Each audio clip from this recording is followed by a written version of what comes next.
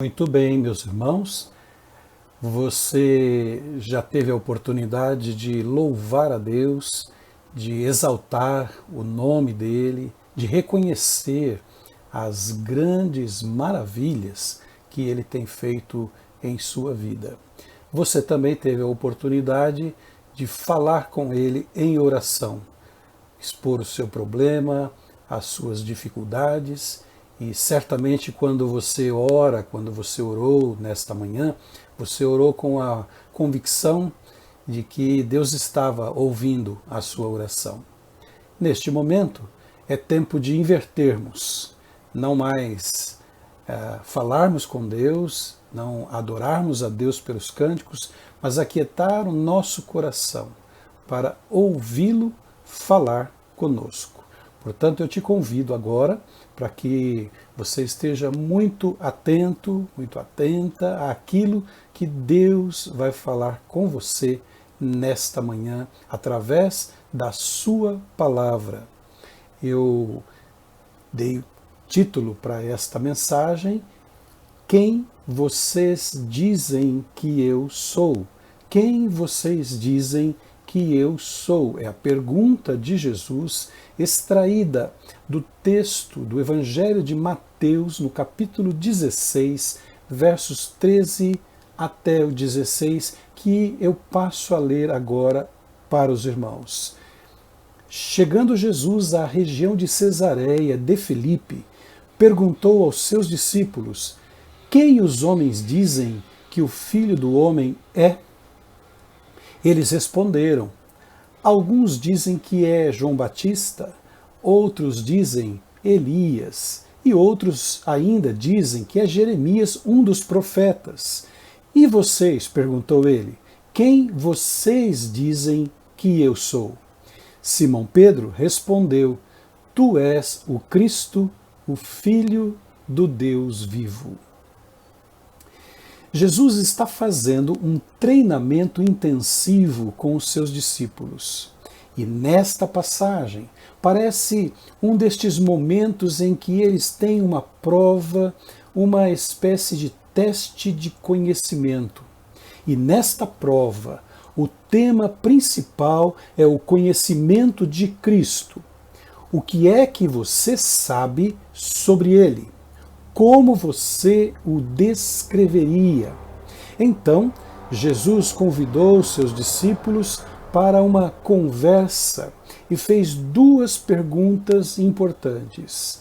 Mas, ao fazer tais perguntas, Jesus já tinha algo em mente maior do que apenas receber respostas simples.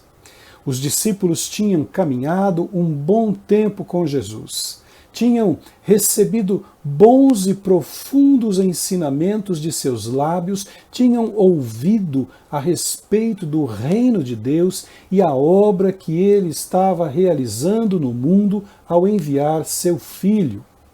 Os discípulos também já tinham visto, além dos ensinos em sala de aula, Jesus realizando vários milagres. Era natural que o mestre esperasse de seus alunos uma resposta segura, correta, que confirmasse tudo o que haviam visto e aprendido nesse período de convivência. Teriam tido tempo suficiente para entender claramente quem é de fato Jesus. Quem é de fato Jesus?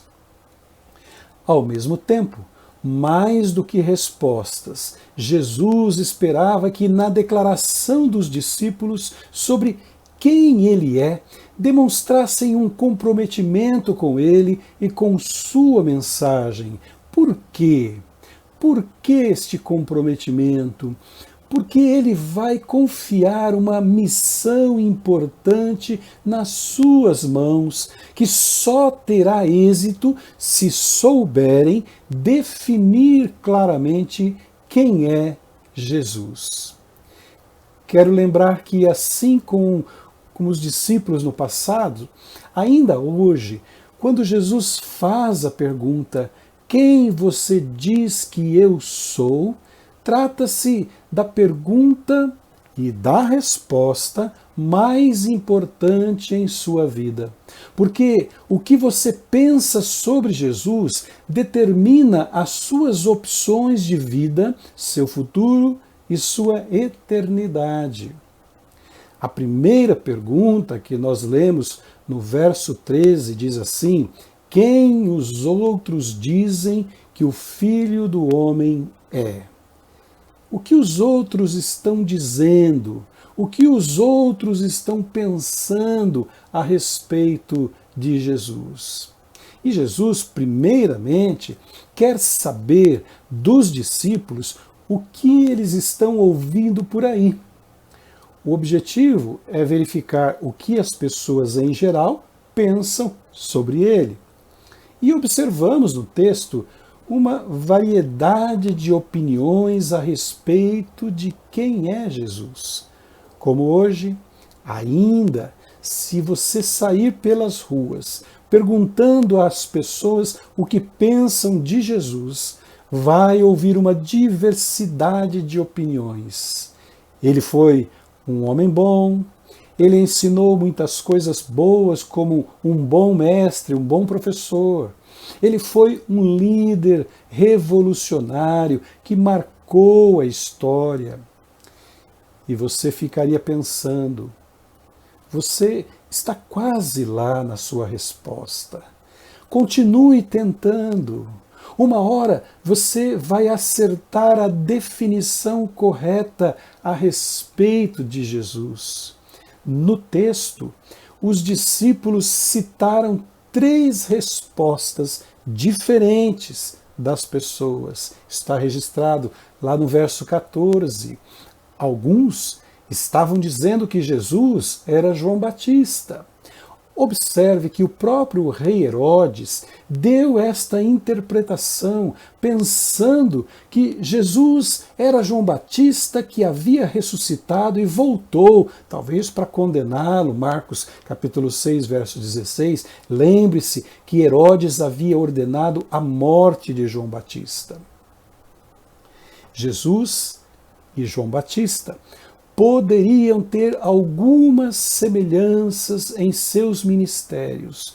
João pregou o reino de Deus antes de Jesus chegar, e Jesus veio com a mesma mensagem sobre o reino de Deus e o Messias, mas João foi apenas precursor do Messias. Ele não era e não é o Messias.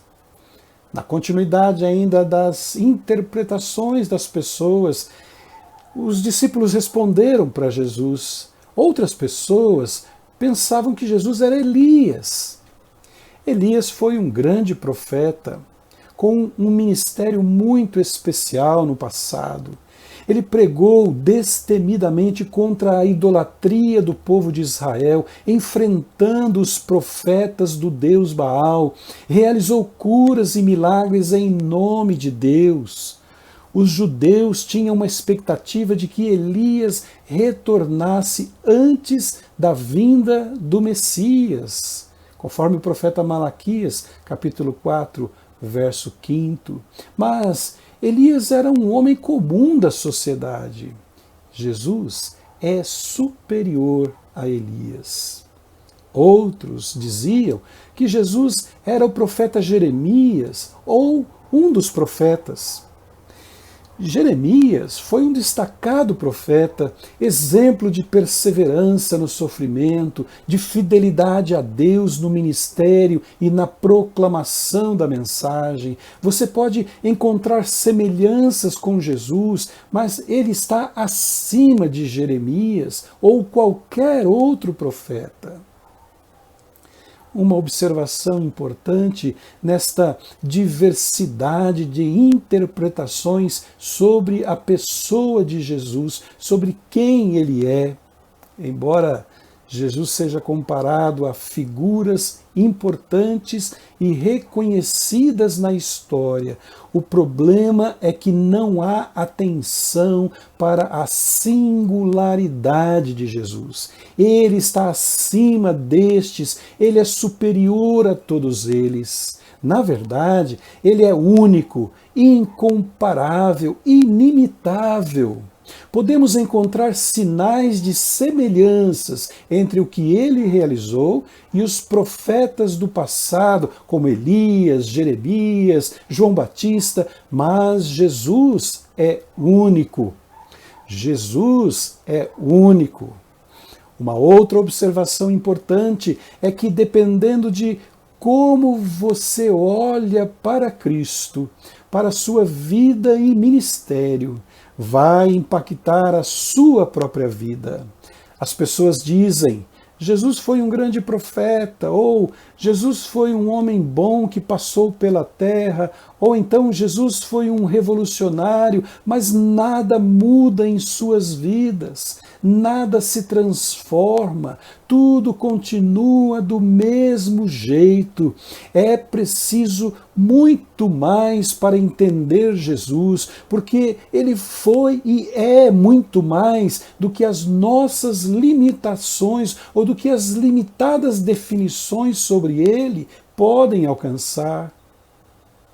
Por outro lado, mais do que apenas definir a pessoa de Cristo, a definição correta nos fará naturalmente decidir por segui-lo, amá-lo e viver com ele. Porque na definição correta, mais do que um profeta, mestre, Jesus é reconhecido como o Filho de Deus, o Messias prometido, o Salvador do mundo. Temos aqui as respostas dos discípulos, percebidas na multidão, entre as pessoas. Mas agora nós temos uma segunda pergunta de Jesus aos seus discípulos. E essa está lá no verso 15 e 16, que diz assim: E vocês, perguntou ele, quem vocês dizem que eu sou? Quem é que vocês acham que eu sou? O que vocês pensam a respeito de mim? Primeiro, deram a Jesus a percepção da multidão sobre quem ele era. Mas a segunda pergunta é mais pessoal e direta: quem você diz que eu sou? Jesus agora deseja ouvir de seus discípulos as suas próprias convicções. É como se ele dissesse: se eu deixá-los sozinhos, o que vocês dirão aos outros a meu respeito? Quando eu for embora e vocês tiverem que cuidar da minha igreja, que mensagem ensinarão sobre o Filho do Homem, Jesus? E Pedro, como um porta-voz do grupo, apresentou um parecer, uma resposta. E ao ler a resposta de Pedro, eu não quero ler com simplicidade, mas quero que prestem muita atenção na profundidade da resposta e no impacto que ela tem para a sua vida. Simão Pedro respondeu: Tu és o Cristo, o Filho do Deus vivo. Tu és o Cristo, o Filho do Deus vivo. Pense nesta frase alguns segundos. Não é uma verdadeira profissão de fé? Não é a confissão que se espera de todos aqueles que se tornam cristãos? Não é a resposta esperada à pergunta que o pastor faz quando alguém está sendo recebido na comunidade cristã? Tu és o Cristo. Perceba que a resposta de Pedro é breve, mas profunda e com importantes declarações envolvidas nesta pequena frase: Tu és o Cristo, o Filho do Deus vivo. Tu és o Cristo, significa, e Pedro estava dando esta ênfase, Jesus, você é o Messias, porque Cristo é a tradução grega da palavra hebraica Messias, que é igual a ungido. Pedro está dizendo para Jesus: você é o ungido, o prometido pelos profetas, enviado por Deus para reconciliar o seu povo com ele. O Filho do Deus vivo significa que Jesus é único, é incomparável, é o Emanuel, chamado Deus conosco, Deus presente conosco. O que Pedro fez foi registrar uma declaração que se tornou fundamental para o cristianismo. Todo verdadeiro cristão passou ou passará necessariamente por esta pergunta e resposta: quem você pensa que eu sou? Tu és o Cristo, o Filho de Deus. Se a igreja não for constituída de pessoas que professam esta verdade, estaremos vivendo uma farsa e poderemos dar qualquer nome a este ajuntamento, mas nunca chamar de Igreja de Cristo. Nós vivemos, meus irmãos, em um mundo em que a maioria das pessoas até concorda que Jesus foi um bom homem, que Jesus foi um homem sábio, que tinha bons ensinamentos para a humanidade, mas ainda falta alguma coisa. Falta alguma coisa. A resposta ainda não está completa. Depois de mais de 2000 anos, Jesus ainda faz a mesma pergunta a cada um de nós: quem você diz que eu sou? Qual é a nossa resposta? Você precisa responder a esta pergunta. Ele representa algo para você? Quem é Jesus para você? Como você pode definir Jesus em sua vida? Você pode responder da mesma maneira que Pedro: tu és o Cristo, Filho do Deus vivo. Esta resposta, ou qualquer outra que queiramos dar, pode definir o nosso futuro nesta vida e na eternidade. Você entende isso, meu irmão? Você entende isso? A resposta que você der à pergunta de Jesus tem a ver necessariamente com a sua vida neste tempo presente e principalmente na eternidade. Que o Espírito Santo ilumine nossas mentes e nos ajude a compreender cada vez melhor a vida e o ministério de Cristo e suas consequências